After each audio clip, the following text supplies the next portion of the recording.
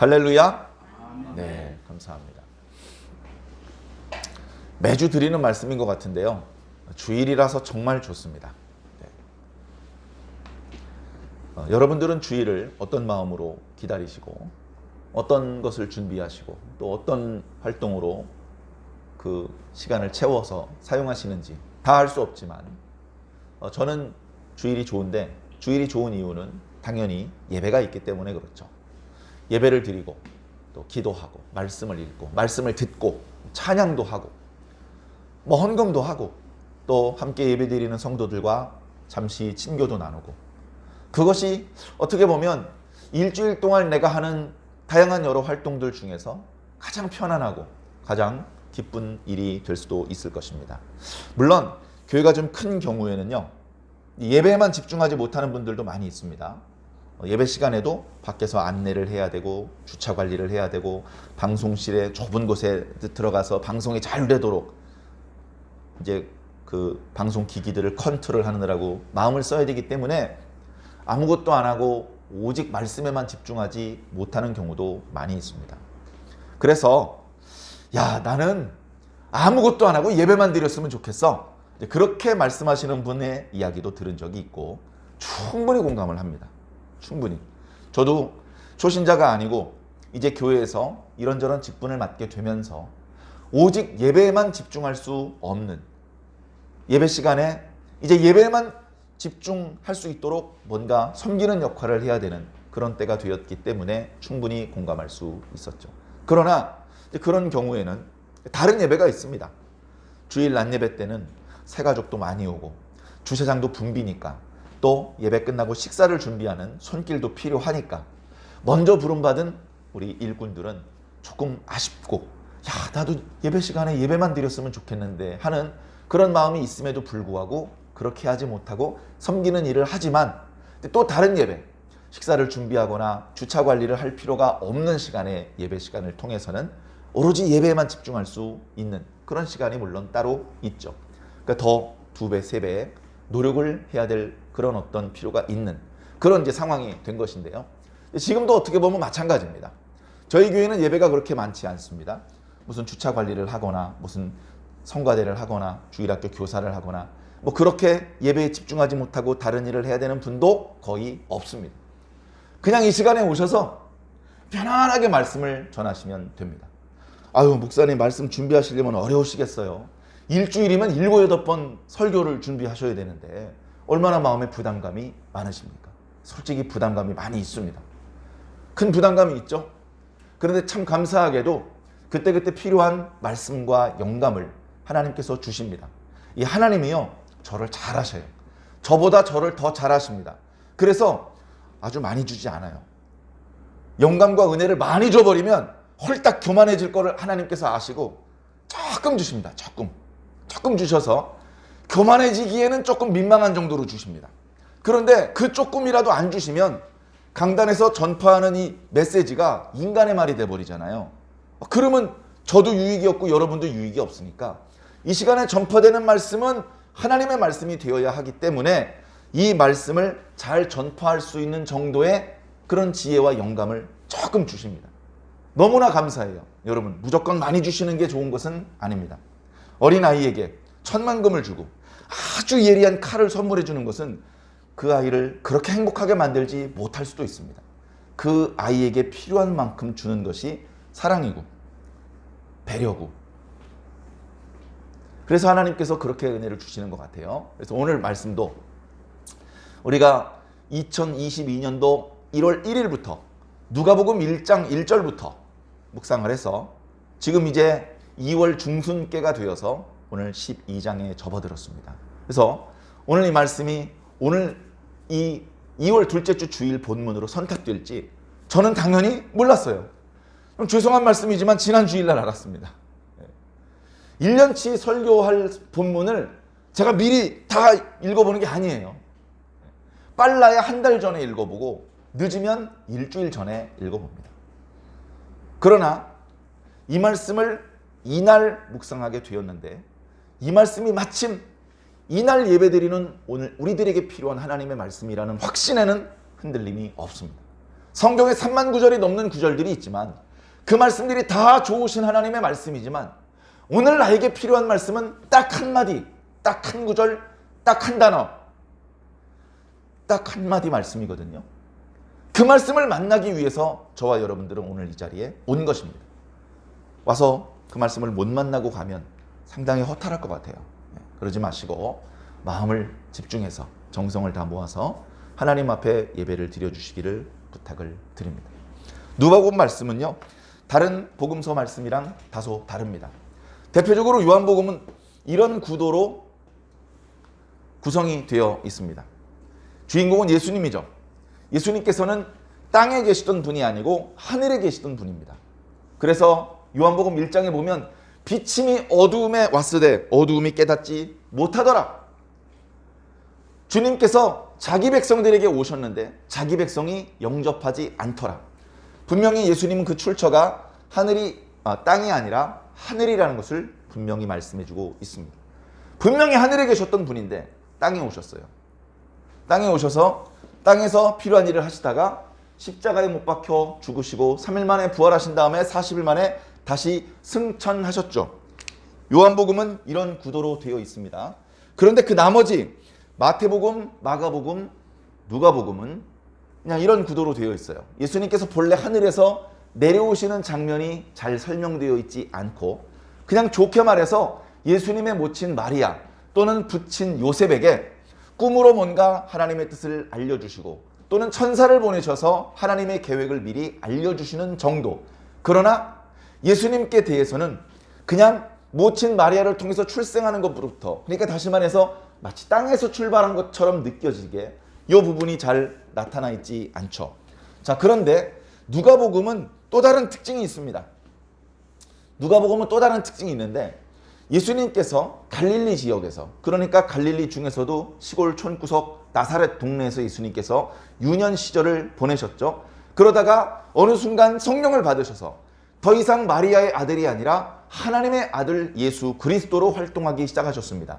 그 기간은 그렇게 길지 않았습니다. 짧게 보는 사람은 2년 반, 길게 보는 사람도 3년 반을 넘기지 못하는 그 기간 동안 예수님은 하나님의 아들로 이 땅에서 활동하셨는데, 근데 그 기간에 한 90%? 거의 90% 정도를 갈릴리 지방에서 사역을 하셨습니다.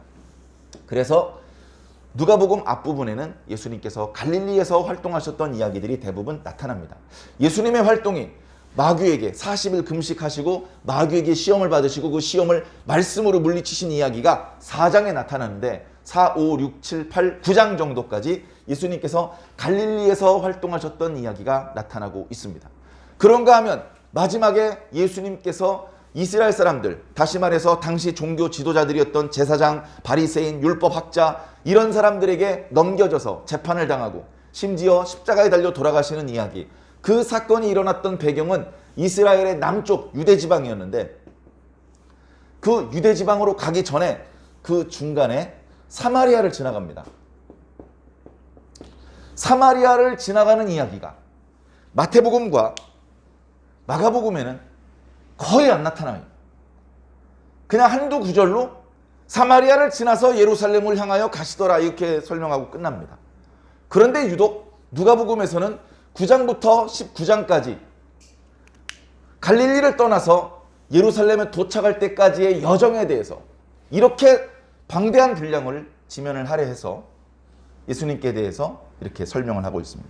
그런 의미에서 누가복음은 물론 다른 여러 가지 측면에서도 누가복음은 다른 복음서에서 찾아볼 수 없는 영적인 영양분이 가득하고 있지만 특별히 이렇게 사마리아 지역을 관통하시면서 있었던 사건들과 그때 베풀어 주셨던 여러 비유의 말씀들은 정말로 소중한 우리 예수님을 사랑하고 예수님을 믿는 우리들에게는 없어서는 안 될 보석과 같은 그런 귀중한 말씀들입니다. 이런 관점에서 오늘 12장이기 때문에 이 구도 속에서 이 위치에서 주셨던 말씀이라는 것을 생각하면서 오늘 말씀을 들어주시면 고맙겠습니다. 사마리아 사람들은 유대인들과 관계가 별로 안 좋습니다. 사마리아 사람들은 본래 그 사마리아 땅에 살던 사람들은 아닙니다. 구약의 이스라엘의 역사를 보면 북왕국 이스라엘이 멸망한 다음에 그 땅이 텅 비었죠. 북왕국 이스라엘을 멸망시켰고 그곳에 살고 있던 이스라엘 사람들을 전부 그 땅 밖으로 끌어내서 다른 지역에 정착시켰던 아수르는 또 다른 곳을 정복해서 살고 있던 그 지역 사람들을 데려다가 북이스라엘 땅에 살게 했습니다. 이스라엘 사람들이 보았을 때, 남왕국 유다 사람들이 보았을 때 그들은 한마디로 말해 이방인이었습니다. 뭐 어느 지역 사람이었는지 어느 언어를 쓰는지 뭐 눈동자 색깔은 뭔지 중요하지 않아요. 그냥 이스라엘 사람이 아니니까 이방인인 겁니다. 이스라엘은 본래 아브라함의 손자 야곱에게 주신 하나님의 특별한 이름이었습니다. 하나님과 겨루어 이겼다는 놀라운 의미를 담고 있는 말이죠. 그 말이 야곱의 개인적인 이름이었다가 이제 이스라엘 민족, 국가, 지역의 이름이 되었습니다. 그런데 그래서 이스라엘은 야곱의 12아들을 근간으로 한 12지파의 공동 연맹체였었는데 북왕국 이스라엘이 멸망하면서 10지파가 날아가 버렸어요. 10지파가 역사의 뒤안길로 사라졌습니다. 지금은 그 흔적조차 찾을 수 없는 지경이 되었죠. 남아있는 건 유다지파와 아주 소수의 베냐민 지파입니다. 그러니 할 수 없이 그들을 가리켜서 유다와 베냐민이라고 하기 좀 민망하고 그냥 유다라고 불렀던 것입니다. 그 명맥은 오늘날 유태인이라는 이름으로 조금 남아있죠. 그래 12지파가 다 사라지고 유다지파만 남은 겁니다. 유다지파. 역사적으로 잘 아는 것처럼 남왕국 유다도 북왕국이 멸망한 지 136년 만에 멸망해서 바벨론의 포로로 끌려갔었죠. 물론 70년 만에 다시 돌아와서 성전을 재건하고 예수님께서 그 땅에 오실 수 있는 어떤 베이스를 구성할 수 있도록 하나님께서 역사의 물꼬를 틀어주시기는 했습니다만 이스라엘 사람들이 우리는 아브라함의 순수 혈통이야 라고 자랑하기에는 시간도 너무 많이 흘렀고 12지파 중에 대부분이 사라져버렸고 그리고 이 지역 저 지역으로 옮겨 다니면서 정말 순수한 혈통인지 의심할 수밖에 없는 그런 상황이 되었죠. 그러나 오늘날 유대인들도 아직도 자신들은 순수한 혈통이다.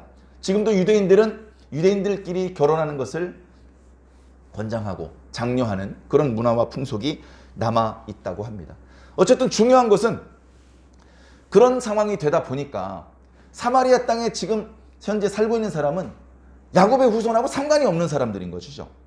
그래 다른 지역에 살고 있다가 힘이 없어서 아수르 왕 싸우다가 지고 그래서 정복을 당하고 그 피정복민인데 노예로 막 굴리지 않고 저쪽 땅에 가서 살아. 그렇게 허락을 해줘서 그래 여기서 그냥 살면 되지. 안 죽은 게 어디야. 노예 신세가 되지 않은 게 어디야. 하면서 사마리아 땅으로 끌려왔던 사람에게는 이런 생각을 가지고 있었습니다. 우리가 전에 우리가 살던 동네에서는 그 지역의 신을 믿었는데 우리가 이제 이사를 왔으니까 이쪽 지역의 신을 믿어야지. 이쪽 지역의 신은 이름이 뭐래? 알아보니까 여호와라고 합니다. 그러면 이 여호와라는 신은 어떻게 섬기는 거야? 우리 이 동네 처음 와서 이 신을 어떻게 섬겨야 되는지 전혀 모르는데 그렇게 아수르 당국자에게 부탁을 했더니 포로로 끌려나가던 북이스라엘 사람들 중에서 제사장 역할을 했던 사람들을 다시 돌려보냈습니다. 너희들 그 땅으로 다시 돌아가서 거기에 앞으로 살게 될 사람들에게 여호와가 누구신지 그분이 뭐라고 과거에 말씀하셨었는지 그분을 섬기는 방법은 어떤 것이 있는지 설명해 주도록 해라. 알겠습니다. 그렇게 해서 그 사마리아 지역에는 이상한 사람들이 살게 되었습니다. 다시 말해서 혈통적으로는 이스라엘 사람들이 아니면서 그리고 종교적으로도 정식적으로 예루살렘에서 제사를 드리는 것이 아니고 자체적으로 사마리아에 회당을 만들고 거기에 제단을 쌓고 거기서 아마 이 정도 하면 될 거야 싶은 그런 제사를 드렸습니다. 우리가 잘 아는 것처럼 제사장도 아무나 하는 것이 아니죠. 전국에서 지원을 받아서 제사장 교육을 거쳐서 제사장이 되는 게 아니고 레위 사람들 중에서 아론의 가문 중에서만 제사장이 될 수 있는 것입니다. 그러나 북이스라엘에 있던 제사장들은 단 한 명도 레위 사람이 없었죠. 그래 아수르 당국자가 돌려보내준 제사장 역할을 했던 사람도 정식적으로 레위 사람이 아니었을 것이고 정식 제사장이 아니었죠. 그러다 보니 사마리아 지역에서 벌어지고 있는 종교 행위는 아브람 때부터 여호와 하나님을 섬기는 이스라엘 사람들의 종교와는 전혀 다른 그런 종교였습니다. 그렇기 때문에 포로에서 귀환했던 유대인들이 보았을 때 사마리아 사람들은 완전 이방인이었습니다. 완전 이방인. 그래 예루살렘에 와가지고 포로에서 귀환한 이후에 무척 어려운 여건이었음에도 불구하고 성전을 건축했습니다. 솔로몬 성전에 비하면 규모도 작고 그리고 그 데코레이션, 야, 솔로몬 성전에는요, 금으로 발랐어요. 금으로. 바닥과 벽과 천장을 다 금으로 발랐다고요. 엄청나게 다윗과 솔로몬의 모든 국력을 성전에다 다 쏟아 부었다고 표현할 수 있을 정도로 하나님을 향한 경외심을 다 성전에다 쏟았어요. 그런 화려한 성전에 가면 하나님을 모르는 사람도 저절로 무릎이 꿇어질 수밖에 없는 그런 성전을 건축했었는데, 그런데 그 성전은 바벨론 왕 느부갓네살에 의해서 파괴되고 거기에 입혀졌던 금은 이미 수도 없이 많이 벗겨져서 다 그 형체가 사라져 있었는데, 그나마 제사를 드릴 수 있는 구조물을 만드는 과정에서 성전을 지어놓고 보니까 눈물이 납니다. 과거에 어렸을 때 유다가 바벨론의 패망에서 포로로 끌려가기 전에, 아직 무너지기 전에 예루살렘 성전, 그 성전은 수백 년 전에 솔로몬 왕 때 지어진 성전인데 거기를 장식했던 금박은 많이 벗겨졌지만 그래도 그 규모가 위험이 있었고, 그리고 성전 마당에 있던 제단은 정말로 하나님 앞에 신성한 제사를 드릴 수 있는 그런 모습이었는데, 포로로 끌려왔다 와서 보니까 돌무더기만 있어요. 이러면 안 되지. 거의 목숨을 걸고 성전을 재건했는데 재건한 성전을 보니 더 눈물이 납니다. 어렸을 때 아버지 손에 이끌려서 성전을 봤을 때 그 성전이 아니야. 어렸을 때 10살도 안 돼가지고 아버지 손을 잡고 성전에 갔을 때 그때 보았던 성전의 그 크기, 그리고 지금 70살, 80살이 되어서 다시 성전을 재건한 이후에 성전을 보니 과거의 성전과 지금 성전이 비교가 되면서 나이 드신 사람들이 하나도 빠짐없이 눈물을 흘리기 시작을 했습니다. 젊은 사람들은 그 의미를 충분히 이해할 수 없었죠. 그러나 눈물을 훔쳐내고 이나마도 성전을 건축할 수 있도록 허락해 주신 것을 감사했습니다. 문제는 뭐냐? 북쪽에 사마리아 사람들이 성전을 건축한다고요? 우리 안 그래도 여호와 하나님을 섬기려고 그랬는데요, 성전 건축하는 일에 우리도 참여할 수 있게 해주십시오. 안 돼! 그러지 말고 비용도 많이 들 텐데 저희 돈 낼게요. 너희 돈은 필요 없어. 남한국 유다 사람들이, 북쪽의 사마리아 사람들이 상당히 호의적인 마음으로 도와주겠다는데도 거절을 하니 감정이 어떻게 되겠습니까? 이런 괘씸한 놈들 하면서 그때부터 북쪽의 사마리아 사람들과 남쪽의 유다 사람들의 관계는 앙숙이 되는 것이죠. 어떻게 보면 우리나라와 일본 또는 중국과의 그런 관계보다도 어쩌면 더 거칠고 더 사나운 관계였을지도 모릅니다.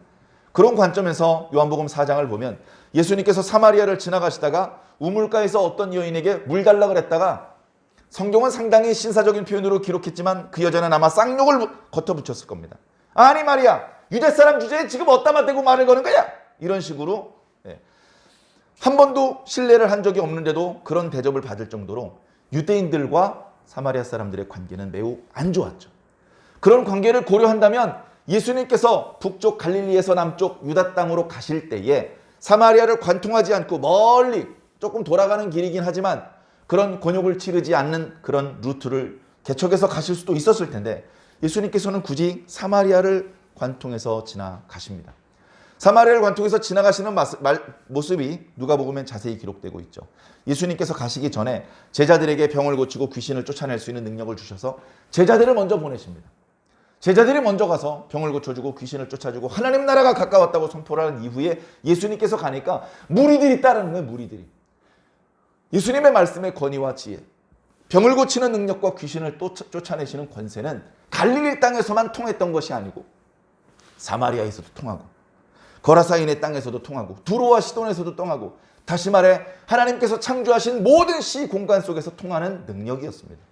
그걸 보고 제자들은 상당히 놀랐죠. 아이고, 갈릴리에서만 통하는 줄 알았는데 여기서도 되네. 예수님만 할 수 있는 줄 알았더니 우리가 해도 되네. 고대 사람들의 어떤 상식이 그렇게 하나님의 진리를 이해하기 상당히 어려운 그런 잘못된 고정관념들이 많이 있었습니다. 오늘 우리들에게도 그런 것들이 있을 수 있기 때문에 잘 감안해서, 가능하면 내가 기존에 가지고 있던 생각과 지금 하나님께서 주시는 말씀 사이에 어떻게 조화가 되지 못하고 갈등을 일으키는 부분이 있다면 내가 가지고 있던 생각이 뭔가 모자람이 있었다는 것을 인정하고 버리시고 하나님의 말씀을 내 생각으로 받아들여 주시기를 부탁을 드립니다. 자, 그런 상황에 사마리아와 예수님 사이의 관계가 안 좋은데도 불구하고 예수님이 그 마을에 들어가셨다는 소문이 나면 주변 마을들에서 예수님께 있는 곳으로 사람들이 상당히 많이 모였습니다. 그래서 아까 9장부터 19장 사이에 보면 무리들이 모였다라고 표현하고 있습니다. 무리들. 적게 잡으면 수십 명, 많게 잡으면 수천 명의 무리들이 모여서 동네 한복판에서는 그들을 위해서 말씀을 전하실 수가 없는 상황. 동네에서 묵고 식사도 하시지만 말씀을 전하실 때는 일부러 동네 외곽으로 좀 물러나셔서 넓은 들판에 사람들이 모여 있을 때 거기서 말씀을 전하시는 그런 방법으로 사마리아를 지나가셨습니다. 그러니까 급히 여길 지나서 예루살렘에 도착하는 게 목적이 아니고 기왕에 사마리아를 지나가는 동안에 그곳에 살고 있는 사람들에게도 그곳에 살고 있는 사람들 중에는 뭔가 언어적인 어떤 어투라든가 뭐 옷을 입는 풍습이라든가 머리카락 눈동자 색깔이 유대인들과는 좀 다르더라도 그들을 차별하지 않으시고 그들에게도 동일한 하나님의 사랑과 긍휼을 베풀기 원하셨던 주님께서 그렇게 말씀을 전하셨죠. 자, 일단 분위기가 그렇습니다. 오늘 말씀의 배경이 그렇다고요. 지금까지 말씀드린 게 배경이에요. 자, 그런 상황 중에서 예수님께서 무리에게 말씀을 전하시고 잠깐 쉬고 계셨습니다. 아, 그렇죠. 설교를 3시간, 4시간 계속할 수는 없잖아요. 1시간 설교하시고 잠깐 예수님도 쉬시고 물도 마주시고 옆에 있는 제자들이랑 이야기도 좀 하시고 그런가 하면 앉아서 말씀을 듣던 사람도 예수님께서 말씀이 이렇게 진행되는 동안에 중간에 화장실 갔다 오긴 좀 그런데 예수님께서 조금 쉬었다가 말씀을 드리도록 하겠습니다. 좀 쉬세요. 그렇게 하시면 중간에 화장실도 갔다 오고 물도 마시고 배고픈 사람 마을로 들어가서 뭘 먹고 나올 수도 있고 뭐 그렇게 할 수 있는 것이죠. 자, 그렇게 예수님께서 쉬는 시간일 때 무리 중에 섞여서 예수님의 말씀을 듣고 탄복을 하던 어떤 사람이 예수님께 용기를 내서 찾아왔습니다. 선생님, 드릴 말씀이 있습니다. 예수님께서 그런 사람들을 보통 박대하지 않으십니다. 아, 그거 정말 쉬는 시간인데 조금 이따 오라고 했잖아요. 이런 말씀을 하신 적을 한 번도 본 적이 없습니다. 예수님께서는 무슨 말이 하고 싶으십니까? 뭐든지 말씀하십시오. 선생님, 저희 형 좀 설득해 주세요. 아, 형이 왜요? 아, 저희 위에 형이 있는데 아버지의 유산을 독차지하려고 그러잖아요. 선생님도 잘 아시겠지만 민수기 말씀에 이미 부친의 유산을 어떻게 자녀들이 상속할지에 대해서 상세하게 기록하고 있지 않습니까? 네, 상세하게 기록하고 있습니다. 아버지의 재산은 아들들에게 물려주게 되어 있습니다. 아들이 한 명 이상이 되었을 경우에는 첫째 아들에게 다른 아들에게 분배되는 것에 2배를 주도록 되어 있습니다. 딸은 그럼 어떡합니까? 딸은 부친에게 유산을 상속받은 남자에게 결혼하면 되기 때문에 남자를 기준으로 유산을 상속하도록 되어 있었습니다. 아, 그러면 아들이 없는 집은 어떡합니까? 아들이 없는 집일 경우에는 딸에게 유산을 상속하도록 되어 있습니다. 딸도 없으면 어떡합니까? 그러면 아버지의 형제들에게 재산을 상속하게 되어 있습니다. 아버지가 외아들이면 어떡합니까?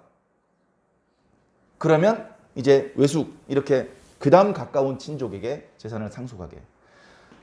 분란이 생길 수 없이 그렇게 이미 구약에 기록이 되어 있어요. 그 기록은 기원전 1400년 전에 주셨던, 모세를 통해서 주셨던 말씀인데 그것이 기록에 의하면 기원 후 200년까지도 유대인들은 그 기준으로 유산을 상속을 했었습니다. 당연히 예수님 당시 때 그 법이 적용되고 있었죠. 그런데 이상하게 오늘 말씀에 예수님께 부탁을 드렸던 이 사람의 형은 부친의 재산을 동생과 율법의 기준대로 나눌 생각을 하지 않고 다 자기 차지로 하려고 그런 생각을 가지고 있었던 분. 아, 형님, 그러면 안 되죠. 무슨 소리야, 다 내 거야. 뭐 자세하게는 모르겠습니다만 형제 간에 그런 다툼이 생겼던 모양입니다. 이런 다툼이 생겼을 때에 동생의 입장에서 억울해서 이 문제를 해결하려면 재판에 회부해야 됩니다. 재판을 걸어야죠. 오늘과 같은 사법기관이 있는 것은 아니었지만 나름대로 이런 문제를 해결할 수 있는 권위 있는 재판이 성읍마다 또 예수님 당시 때는 사내들인 공회가 있었습니다. 그런데 거기에 이렇게 고소를 해서 재판에 회부가 되면 자기 집안의 부끄러운 일이 온 동네에 알려지기는 그런 또 손해가 발생되거든요. 그렇기 때문에 그렇게 이 부끄러운 일이 소문이 나지 않으면서 자신의 억울한 문제를 충분히 해결할 수 있으려면 우리 형제 모두가 존경하고 인정하는 존경받는 어떤 선생님이 중재를 해주시면 좀 원만하게 일을 해결할 수 있을 것 같아서 예수님께 그 부탁을 드렸던 것입니다. 그러고 보니 그동안 예수님께 뭔가 악한 속셈을 가지고 질문을 던졌던 어떤 율법학자나 바리새인들과 달리 오늘 말씀에 이 사람은 상당히 선량한 마음으로, 그리고 예수님을 신뢰하는 그런 마음으로 질문을 던졌던 것 같습니다. 그리고 우리도 이 사람이 어떤 취지에서 질문을 던졌는지 예수님께 부탁했던 어떤 심정이라든가 충분히 공감을 할 수 있습니다. 예수님께서 아이고 그런 딱한 사정이 있었구만. 그 별로 어려운 일 아니야. 내가 시키는 대로만 하면 돼. 하면서 뭔가 비결을 말씀해 주실 수도 있고, 또는 형하고 같이 다음날 만나자. 내가 지혜롭게 너의 고민을 풀어줄게. 이렇게 할 수도 있을 것입니다. 형이 재산을 다 차지하려는 데는 무슨 이유가 있을 거야. 형의 이야기를 들어보고 타당한지 안 타당한지. 그래서 형도 섭섭하지 않고 너도 억울하지 않게 내가 잘 중재를 해줄게. 평소 같았으면 이렇게 말씀하실 것 같은데 아무 악한 의도가 없이 찾아온 이 사람을 향해서 주님께서는 막 야단을 치십니다. 야 인마! 내가 니들 재산 나눠주는 사람이냐? 이렇게 얘기를 하셔서 어쩌면 주님께 선한 마음으로, 주님을 신뢰하는 마음으로 뭔가 도와달라고 부탁했던 이 사람은 상처를 받았을지도 모릅니다. 그런데 이 상처는 그렇게 중요한 게 아니에요. 별거 아니에요. 금방 싸매지는 거예요. 중요한 건 뭐냐? 예수님께서 복덩어리라는 게 중요합니다. 예수님께서 복덩어리예요. 큰 복주머니입니다. 이 큰 복주머니를 이렇게 가지고 가다가 뾰족한 나뭇가지에 한쪽이 이렇게 터졌어요. 그럼 어떻게 되겠습니까? 거기서 복이 쏟아져 나오는 거예요. 예수님은 복주머니이기 때문에 기분이 좋아도 복이 쏟아지고 화가 나셔도 복이 쏟아지는 거예요. 사람들은 예수님께 대하여 오늘 말씀처럼 심오한 말씀을 어쩌면 요구하거나 기대하지 않았을지도 모릅니다. 예수님의 말씀 참 좋은데 우리 현실 속의 문제도 좀 해결해 주세요. 뭐 이런 차원에서 예수님께 다가갔는데 예수님은 갑자기 이것을 계기로 사람들이 요청한 적도 없고 기대한 적도 없는 높은 차원의 말씀을 주시는 겁니다. 이런 말씀이 기록되어서 오늘 우리들에게 허락되었다는 것이 정말 감사한 일이죠. 예수님께서는 이렇게 말씀하셨습니다. 탐심을 물리쳐라! 형하고 동생 사이에 아버지의 유산을 두고 다투는 것은 결국은 뭐다? 탐심이다. 탐내는 마음, 욕심의 마음이다. 아니 그러면 탐심을 품지 않으면 형한테 다 양보하면 나하고 내 아들은 뭐 먹고 삽니까? 당장 현실적인 문제가 있을 수 있잖아요. 그런 문제를 무시하겠다는 뜻이 아니고 더 높은 차원의 말씀을 주고 싶으셔서 그렇게 말씀하신 겁니다. 탐심을 물리치라. 너희의 생명이 소유에 넉넉한 데 있는 것이 아니다. 갑자기 생명이라는 주제가 나왔어요. 생명이라는 주제. 예? 예수님, 생명이 뭡니까? 생명에 대해서 가르쳐 주십시오. 생명이 규정한 것 같긴 한데 얼마나 규정한 것인지 잘 이해가 안 됩니다. 설명해 주십시오. 이런 요청이 없었어요. 예수님께서 생명에 대해서 말씀해 주고 계신 것입니다. 이 부분이 상당히 어려운 거예요. 여러분들 다 마찬가지입니다. 오늘날 대부분의 교회도 이 말씀 앞에 숙연해져야 됩니다. 왜냐? 생명에 대한 이야기를 잘 하지 않아요. 소유에 대한 이야기를 많이 합니다. 예수님 믿으면 복 받으세요. 예수님 믿고 복 받으세요. 이 복은 영적인 복을 의미하는 건데 사람들은 다 물질적인 축복으로 이야기를 합니다. 착한 부자가 되세요. 선한 부자가 되세요. 남에게 베풀 수 있는 부자, 선교사를 파송할 수 있는 부자가 되세요. 그러려면 먼저 여러분들이 부자가 돼야 됩니다. 강단에서 부자가 될 것을 선언해 줍니다. 다 좋아합니다. 그런 교회로 성도들이 몰립니다. 뭔가 기형적이고 예수님께서 하셨던 말씀의 정신과 일치하는지 상당히 의심스러운 장면입니다. 우리는 이런 부분을 좀 생각을 해보아야 될 것 같습니다. 자, 생명. 이게 가만히 보니까요. 지난 주일날 설교 드렸던 말씀하고도 연결이 되는 것 같아요. 자, 생명이 있고요. 소유가 있습니다. 소유. 뭐 재물이라고 할까요? 재물.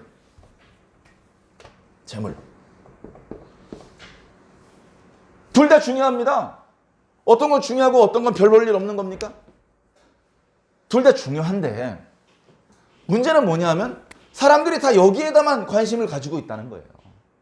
생명이 당연히 중요하죠라고 말하지만 그 생명을 위해서는 하는 일이 없어요. 뭐 그냥 잘 먹고 잘 자면 되지 뭐 이런 정도 생각을 가지고 있을 뿐입니다. 생명이 뭔지, 생명으로 뭘 하는 건지, 생명이 어떻게 생겼고 어떻게 하다 사라지는 건 전혀 관심도 없고 모릅니다. 그냥 너나 나나 비슷하니까 큰 불만 없는 것이죠. 그런데 예수님께서는 말씀하시기를 너희의 생명이 소유에 넉넉한 데 있지 않다. 너희의 생명이 생명답기 위해서는 소유의 넉넉함이 필요한 게 아니다. 또 다른 그 무엇인가가 필요한 것이죠. 사실은요, 생명을 위해서 재물 필요합니다. 다시 말해서 돈이 있어서 음식을 사서 그걸 먹어야 생명이 유지가 됩니다. 그렇게 건강해서 어린아이로 머물러 있지 않고 건장한 청년이 되어서 남녀가 만나서 또 다른 생명을 잉태하고 또 출산할 수도 있고, 그것이 계속 진행되려면 물질적인 도움이 필요하고 재물이 필요합니다. 주님께서 말씀하시는 것은 그보다 더 높은 차원의 생명을 말씀하고 계신 것이죠. 자, 우리는 인정해야 됩니다. 우리의 마음과 생각이 이 재물에 치중되어 있다는 것을. 좀 어렵게 표현하면 여기는 무형의 자산들입니다. 무형. 여기는 유형의 자산들이죠. 무형의 자산들, 무형의 가치들이 있다는 것을 어렴풋이는 압니다. 네? 무형의 자산, 뭐 이렇게 생명도 있고 사랑도 있고 뭐 인권도 있고 뭐 많은 것이 있지 않습니까? 그런 것도 우리에게 필요하다는 것을 압니다. 근데 이 무형의 자산들은 특징이 뭐냐? 손에 안 잡혀요. 손에 안 잡혀. 인권? 개나 줘버려. 왜? 당장 먹을 게 없는데. 결정적인 순간에 사람들은 이 무형의 가치들을 포기합니다. 그리고 이쪽을 선택을 하는 거예요. 이쪽을. 자, 그렇다면 이런 구도 속에서 예수님의 말씀은 어느 정도 지위를 차지하고 있느냐? 성경의 가르침은 이 두 영역 중에서 어느 부분을 설명하고 있는 말씀이냐? 결론부터 말씀드리면 이 모든 것들을 말씀하고 있습니다. 예수님의 말씀은 이 모든 영역에 대해서 정확히 설명해 줄 수 있는 유일한 진리입니다. 그러나 세상은 인정하지 않습니다. 어떻게 기독교의 진리만 진리입니까? 여기도 진리가 있을 수 있고 저기도 진리가 있을 수 있습니다. 특히 최근에 우리들의 시대를 가리키는 표현이 포스트 모더니즘의 시대라고 하는데, 그 포스트 모더니즘의 핵심적인 가치가 그겁니다. 절대 진리를 부정하는 겁니다. 절대 진리, 다 상대적인 것일 뿐이다. 우리가 가려는 것이 관악산 꼭대기라면, 이쪽 지역은 관악산이 좀 생소하기 때문에 무악산으로 바꾸어서 설명해 보도록 하겠습니다. 전주 남쪽에 무악산이라는 산이 있는데 목적지가 무악산 정상이라면 전주에서 올라가나 금산에서 올라가나 김제에서 올라가나 정상만 도착하면 되는 거 아니냐? 이런 생각을 포스트 모더니즘 시대의 사람들은 하고 있다는 겁니다. 저와 여러분들도 같은 생각입니까? 천국에만 가면 됐지, 그 과정에서 예수를 통해서 가든 부처를 통해서 가든 무슨 상관이냐? 이런 생각을 혹시 가지고 계신 분들은 뭔가 기독교를 처음부터 다시 배우셔야 될 것 같습니다. 결코 그렇지 않다는 것이죠. 네. 자, 예수님의 말씀이 이 모든 영역에 대해서 설명해주고 무엇이 선이고 악인지, 옳은 것인지 그른 것인지에 대해서 규명해주는 진리의 말씀인데, 사람들은 그걸 인정하려고 하지 않습니다. 기독교의 진리 인정할게. 너희들은 여기 요만큼에 대해서만 이야기해. 너희들은 너희 각자의 교회에 오는 사람들에게 천국에 가는 방법을 가르쳐줘. 그게 원래 너희들 하는 일이잖아. 그리고 그 외 나머지 영역에 대해서는 정치 얘기하지 마. 뭐 환경에 대한 얘기, 인권에 대한 이야기, 교육에 대한 이야기, 사회에 대한 이야기, 문화에 대한 너희들은 성경 이야기만 하고 성도들이 천국에 가는 이야기만 해. 다른 이야기는 입 다물어. 라고 생각을 하는 시대가 바로 오늘 우리들의 시대입니다. 여러분들은 어떻게 생각합니까? 여러분들이 읽고 있는 성경, 여러분들이 믿고 있는 예수님, 그분의 말씀이 겨우 이 정도 영역을 가르쳐주는 말씀이라고 생각하십니까? 상당히 그렇게 생각하는 분들이 많더라고요. 교회에서 정치 참여적인 발언을 하면 목사님, 교회는 중립을 지켜야죠. 이렇게 말씀하시는 분들이 많습니다. 상당히 일리가 있으면서도 뭔가 한쪽 구석에 예수님께서는 그렇게 안 하셨을 것 같은데, 이런 생각이 들어지는 장면이기도 합니다. 영적으로 깨어 있어야 돼요. 바른 말을 해야 되죠. 제가 그런 표현을 자주 씁니다. 교인이 신호등이다. 교인 신호등이 돼야 돼요. 신호등. 교차로에 많은 차들이 그 교차로를 통과해서 목적지로 가고 싶어 합니다. 동서남북에서 다 차들이 옵니다. 동시에 직진을 하면 어떻게 될까요? 한복판에서 초대형 교통사고가 발생되겠죠. 그러면 안 되기 때문에 만들어 놓은 것이 신호등입니다. 신호등. 잘 교통량을 파악을 해서 신호를 순서적으로 보내줍니다. 이쪽으로 먼저 지나가시고 이제 시간 됐으니까 그만, 이제 이번에는 이쪽에 있는 분들이 많이 기다렸으니까 그 다음 이쪽이 지나가시고, 그렇게 사방에서 오는 차들을 조금 기다리게 만들어야 차들이 다치지 않고 원하는 곳을 안전하게 빨리 갈 수 있는 것이죠. 근데 신호등이 고장났어요. 신호등이 빨간불인지 파란불인지 사인을 줘야, 빨간불일 땐 좀 기다리고 있다가 파란불이 땡 되면 가야 되잖아요. 근데 신호등이 빨간불이었다가 갑자기 꺼져버렸어. 어이씨, 파란불 될 때가 다 됐는데 나 시간 늦었는데? 이렇게 눈치를 보고 빙 가다 꽝 부딪히는 거예요. 그럼 어떻게 되겠습니까? 원하는 곳에 제 시간에 가는 것은 날 샜습니다.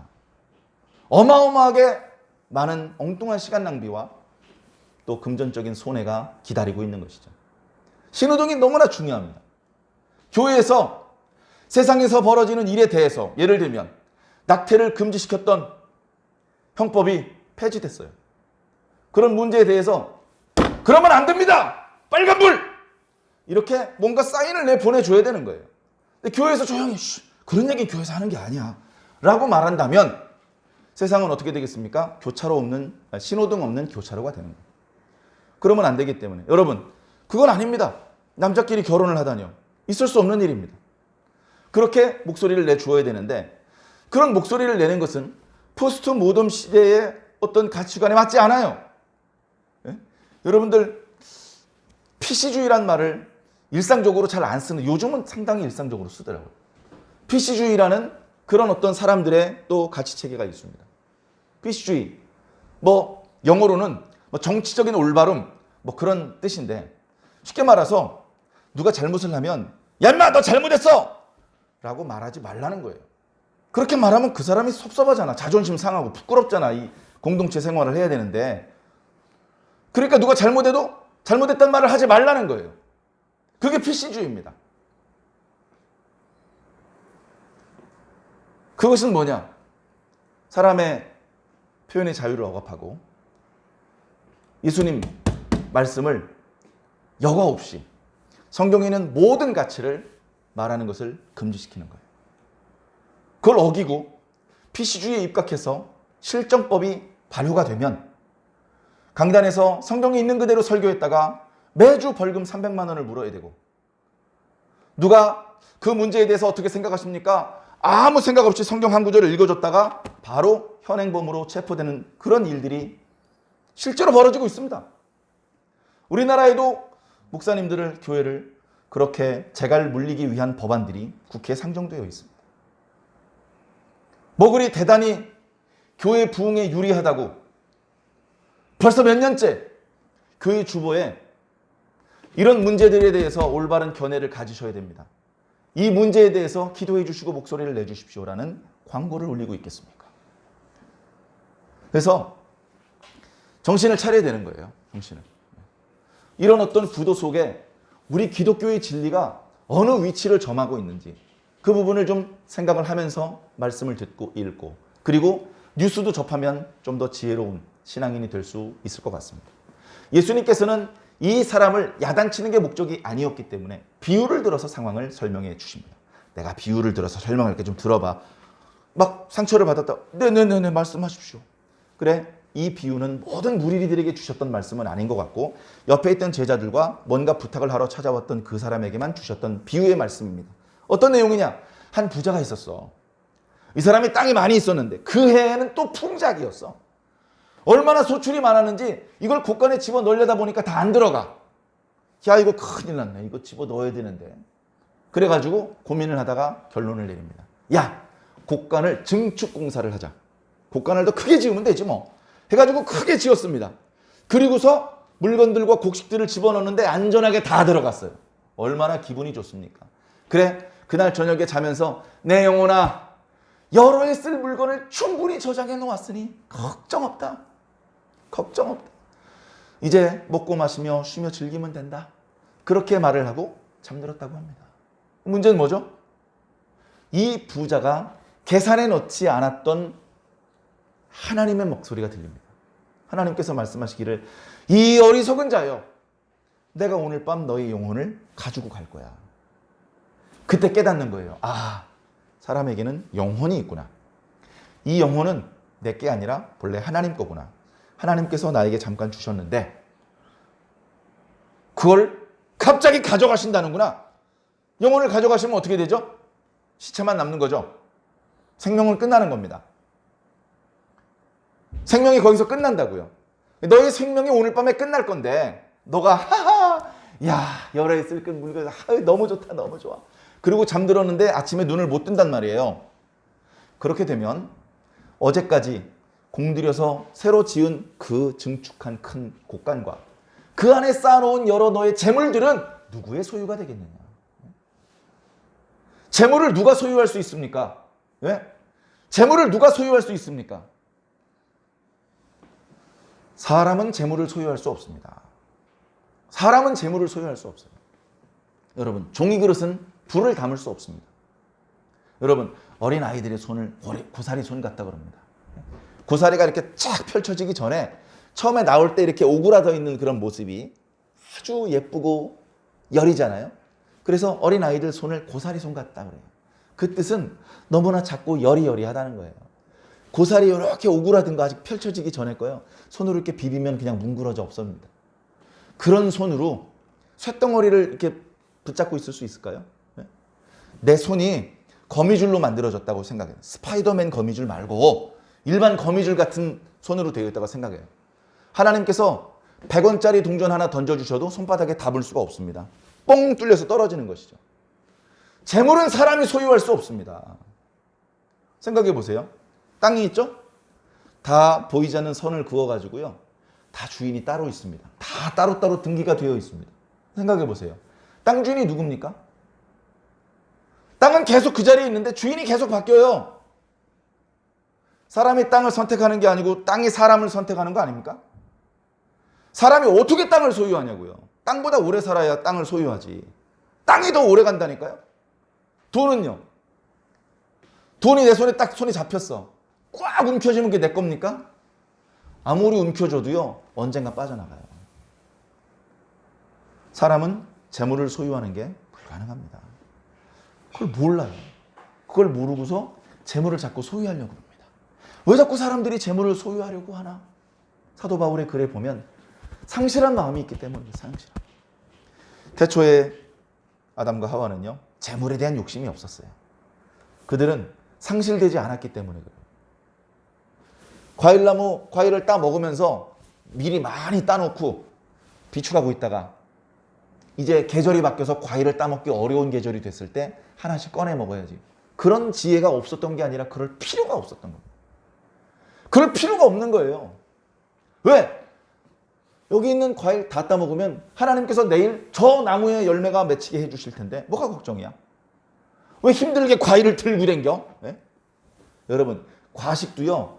그런 생존 경쟁에서 나온 습관이라고 누가 그러더라고요. 왜? 어떤 날은 사냥에 성공했어. 그래서 먹을 게 많이 생겼어. 근데 사냥에 실패하는 날들도 많아. 사냥에 실패하면 며칠을 그냥 굶어야 되는 겁니다. 그 굶는 기간 동안에 버티기 위해서 먹을 게 생겼을 때 필요 이상으로 많이 먹어둬야 되는 거예요. 뱃살, 옆구리살, 팔뚝살에 저장을 해놔야 되는 것이죠. 그런 고대의 어떤 문화 때문에 지금까지도 과식의 풍습이 있다 그러는데 배고파서 먹는 게 아니고요. 뭔가 공허한 부분을 채우기 위해서 먹는 거예요. 공허한 부분을 채우기 위해서 먹는 거예요. 하나님께 대한 부분이 상실되어 있으면 이걸 뭔가 다른 걸로 채우려고 그러는데 안 채워져요. 여러분, 100억 가지고 계십니까? 없으시죠?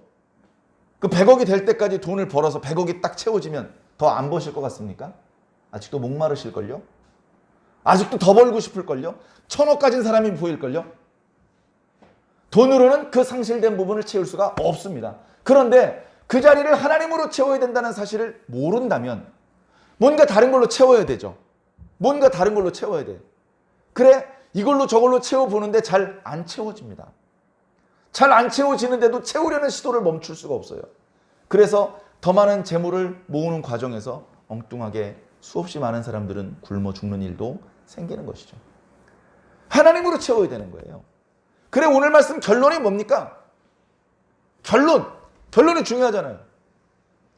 이와 같이 자기를 위하여는 재물을 모아두었지만 하나님께 대하여는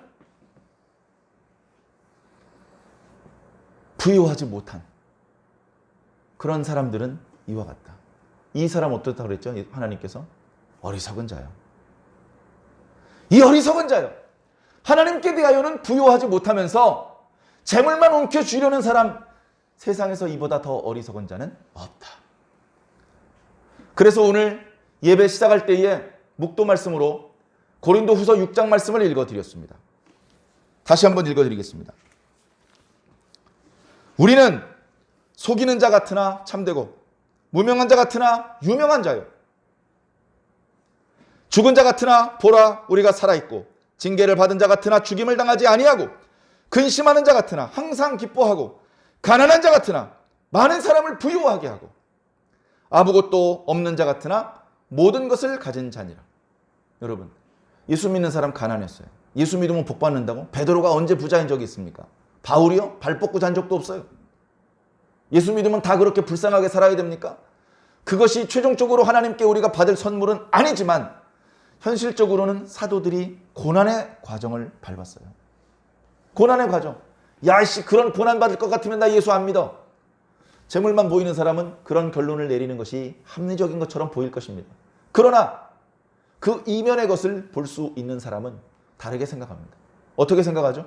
가난한 자 같으나 우리는 많은 사람을 부유하게 만드는 자야. 어떻게? 많은 사람을 부유하게 만들 수 있으면 너나 부유해라. 이건 물질에 대한 이야기가 아니야. 이건 영적인 이야기고 하나님께 대한 이야기야. 우리는 사람들을 물질적으로 부자가 되게 해줄 수는 없어. 그러나 하나님께 대하여는 부유하게 해줄 수 있어. 하나님께 대하여 부유한 게 더 중요하다는 것을 말씀을 통해서 우리는 뼈저리게 느끼고 깨달아야 합니다. 아무것도 가지지 못한 자 같지만 모든 것을 가진 자가 되려면 하나님을 소유해야 됩니다. 모든 것을 가지신 하나님을 소유하면 다 가진 게 되는 겁니다. 요한계시록 3장에 있는 말씀 한 구절 더 읽어드리고 오늘 예배를 마치겠습니다. 요한계시록 3장 17절에는 이런 말씀이 있습니다. 너희들이 이렇게 생각하는구나. 네가 말하기를 나는 부자라 부유하여 부족한 것이 없다 하지만 물질적으로 부자들이 그런 말을 하는 거예요. 그러나 영적인 시각에서 보니까 네 곤고한 것과 가련한 것과 가난한 것과 눈먼 것과 벌거벗은 것을 알지 못하는구나. 내가 너에게 권하노니 내게서 불로 연단한 금을 사서 부요하게 하고 하나님께 대하여 부요해야 됩니다. 흰옷을 사서 입고 벌거벗은 수치를 보이지 않게 하고 안약을 사서 눈에 발라 보게 하라. 무릇 내가 사랑하는 자를 책망하고 징계하노니 그러므로 네가 열심을 내라 회개하라. 탐심을 물리쳐라. 이 말은 회개하라는 말입니다. 여러분, 회개가 뭡니까? 여러분, 회개하면요, 내가 지은 죄가 이런 죄가 있습니다. 용서해 주시옵소서. 요걸 회개라고 생각을 하잖아요. 헬라어 원문에는요, 이 회개를 메타노이아라고 쓰고 있습니다. 메타노이아는 생각을 바꾸라는 말입니다. 생각을. 전에 여기만 보고 이것이 네 삶의 최우선순위라고 생각했던 그 생각을 바꿔라. 재물이 네 인생의 우선순위였는데, 1순위였는데 바꾸라는 거예요.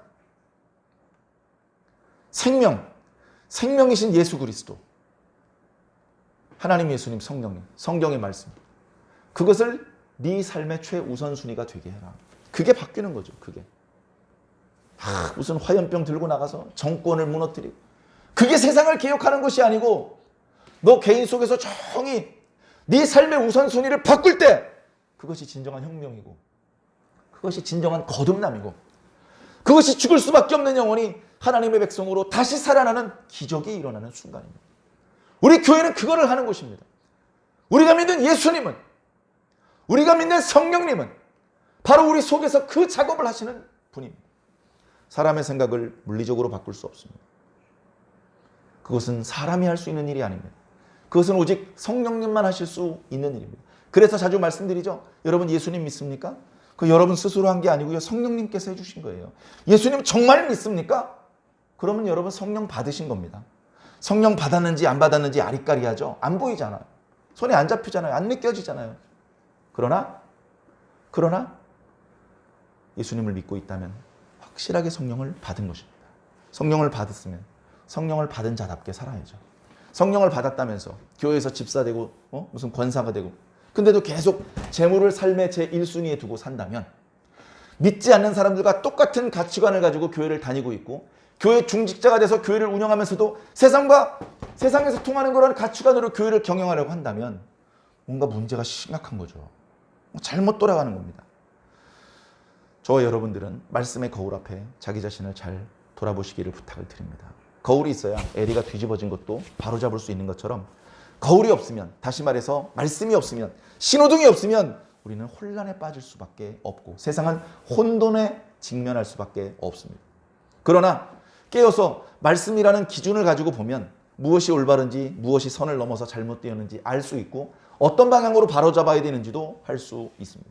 이 땅에 우리가 살고 있는 동안에는 우리의 힘으로 온 세상을 다 하나님의 나라로 만들 수 있는 것은 아니지만 최소한 나와 내 목소리가 미치고 내 힘과 영향이 미치는 그 범위 안에서라도 많은 사람들이 옳은 대로 돌아오고 많은 사람들이 잘못된 가치관이 아니라 올바른 가치관 가운데 건강하고 행복하게 살 수 있도록 이끌 수 있는 그런 저와 여러분, 그런 우리 완주 중앙교회가 되기를 예수님 이름으로 간절히 축원합니다.